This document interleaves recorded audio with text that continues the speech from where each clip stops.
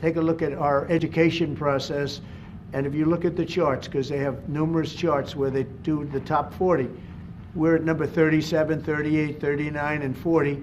And recently they hit, during Biden's last few days, they hit last. So they were number 40, and yet we're number 1 in cost per pupil.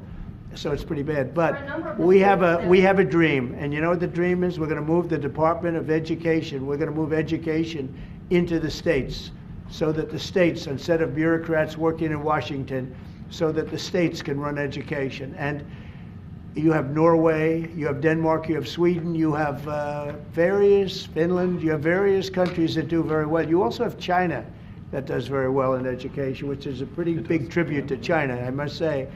1.4 billion, and they're in the top 10, and it's pretty amazing. So we can't blame size anymore. You know, normally you'd blame size. It's too big, how can you do it?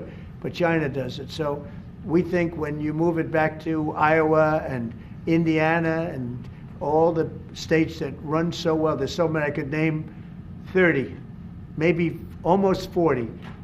Those will be as good as Denmark, those will be as good as Norway, and they'll be as good as any of these. I believe they'll be as good as any. Now then you're going to have 10 that won't be so great. You're going to have 5 that will not be good at all, but we'll work with them and we'll get them to be good. But what we want to do is always school choice, but we're going to do school choice, and we're doing it.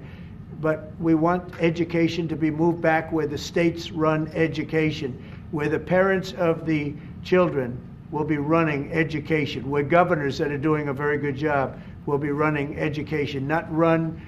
I drive through the city and I see like so many buildings, Department of Education, Department of big buildings, and by the way, they're empty. Nobody shows up to work. So I think Linda did a very good job.